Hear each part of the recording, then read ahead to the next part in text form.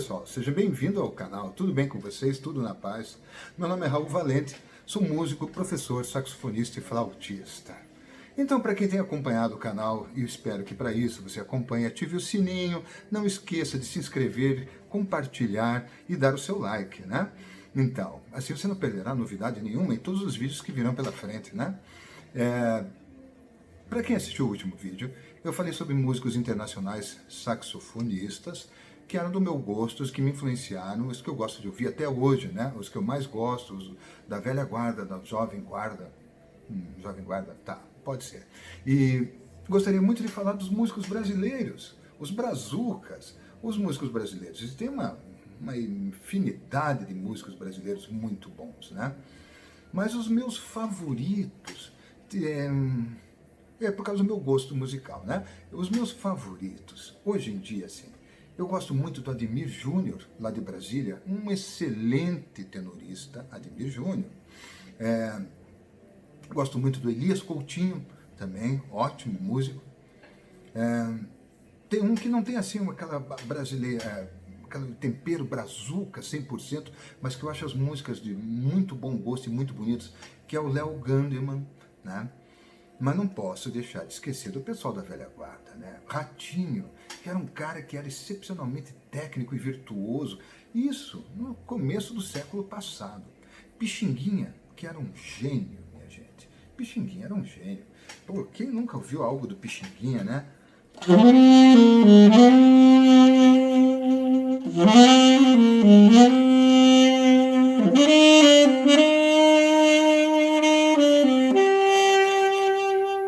Então, Pixinguinha é um excelente compositor que, se eu não me engano, começou como flautista e depois, por algum problema físico, alguma coisa, ele migrou para o saxofone e se deu muito bem, virou um excelente saxofonista, né? Sax tenor, inclusive, é que tem aquela curiosidade de que foi um milionário francês que deu para ele um tenor para ele, né? Para ele tocar. Achei ótimo, porque ele era genial, né?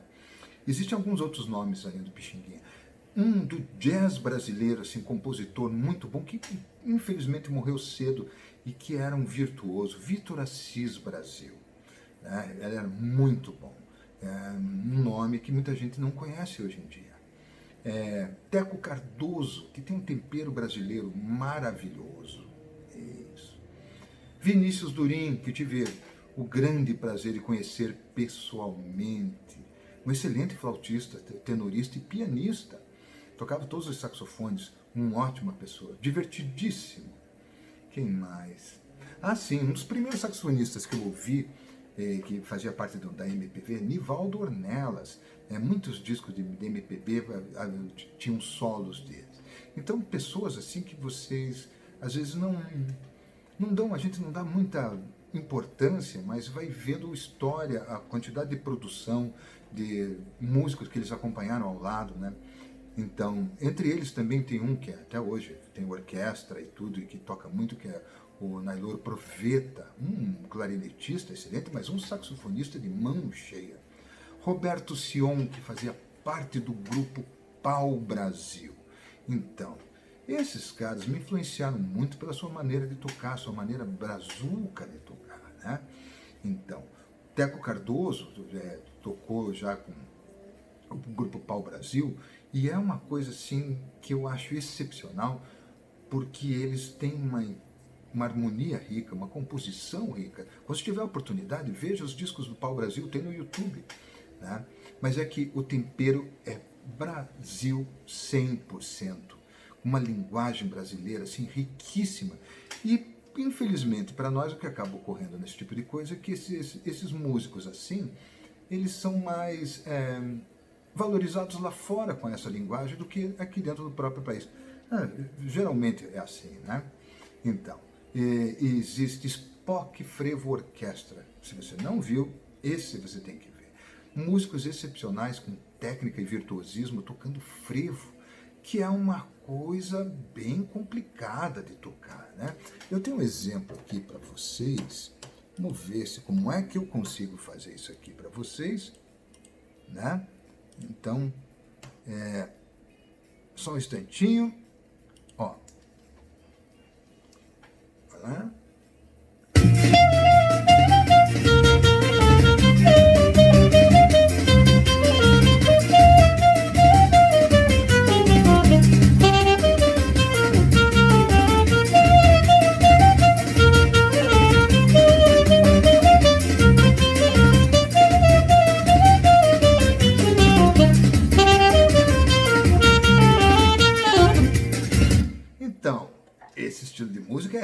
muito rico e muito difícil.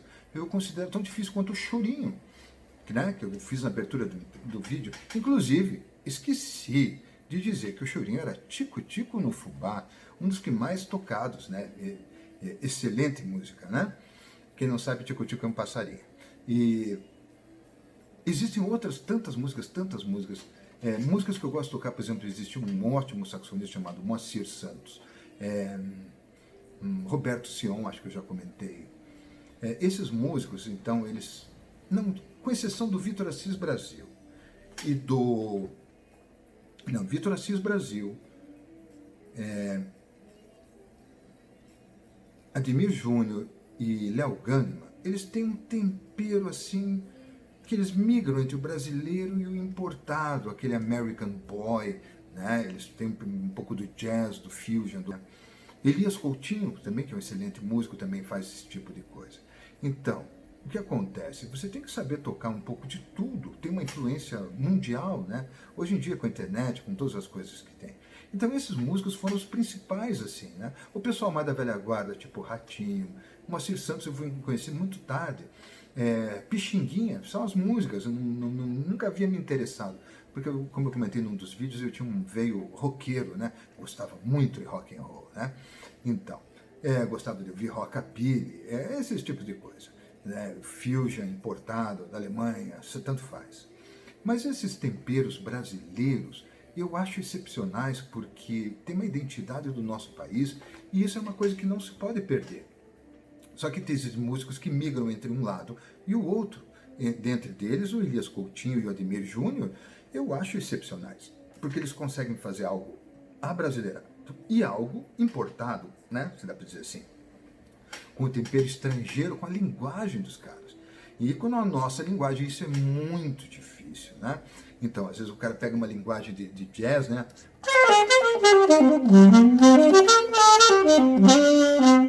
Né? Mas na hora de tocar uma música brasileira, não consegue.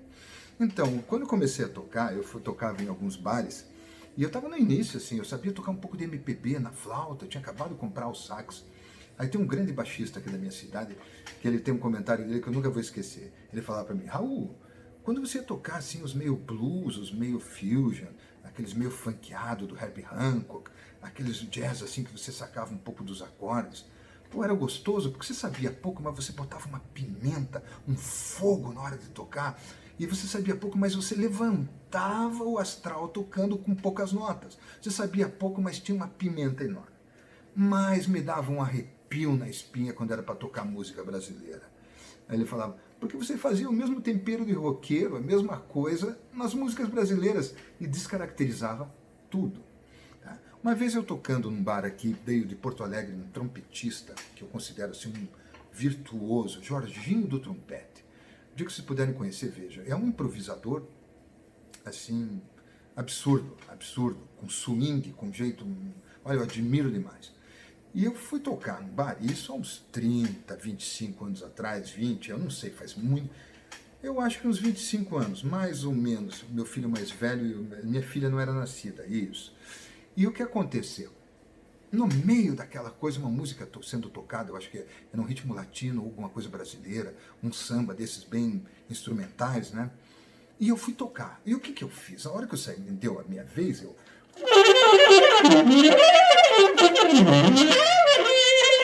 eu enchi de nota desvairadamente. Eu achava, na minha concepção, naquele momento, naquela época, naquele dia, que quanto mais nota eu tocasse, melhor eu seria. Quanto mais rápido eu fizesse, melhor eu seria. Engano, velocidade não quer dizer qualidade, né? E um foguete sem direção não é muito bom numa estrada, certo?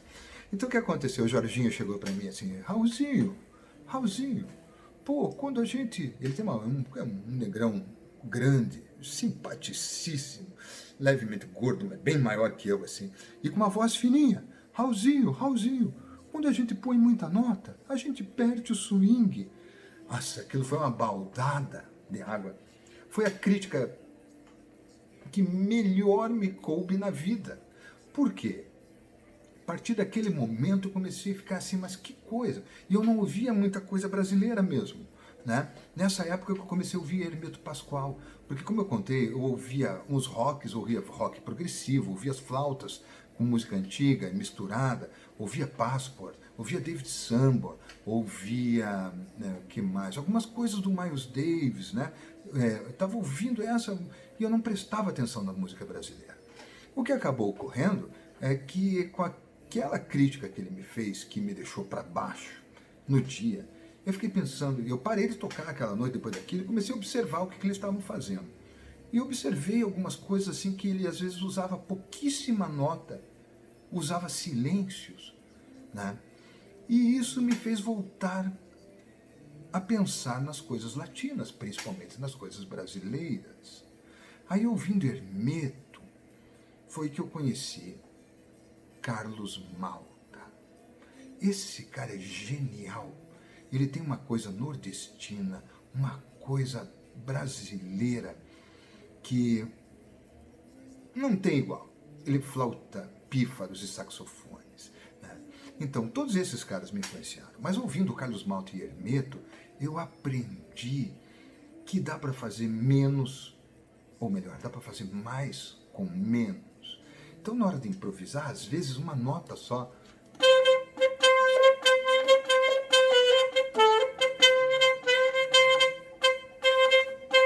algo percussivo. Inclusive, Teco Cardoso, num workshop, uma vez me falou, pense como se você estivesse tocando uma cacheta. Tac, tac, tac, tac, tac, tac, tac, tac. E aquelas coisas começaram a fazer um pouco de sentido. Mas eu ia tocar, nossa, pentatônico roqueiro. De tanto ouvir esse gênero e esses sujeitos todos que eu citei, todos eles me abriram os ouvidos, a mente, a visão musical, que foi, sabe, conseguir ouvir algum ritmo brasileiro e assimilá-lo, né? Sabe, alguns ritmos, uma escala brasileira, né?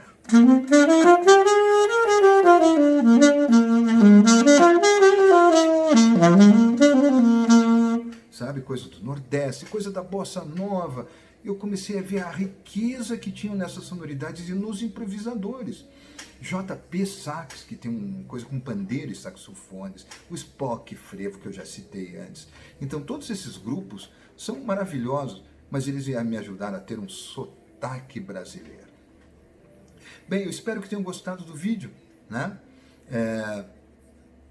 Faça comentários, dê um like, compartilhe com os amigos. Se tiver alguma dúvida, por favor, será um grande prazer em respondê-lo. Não esqueça de se inscrever para poder acompanhar os novos vídeos, que vem muita coisa pela frente, ok? Foi um prazer, muito obrigado.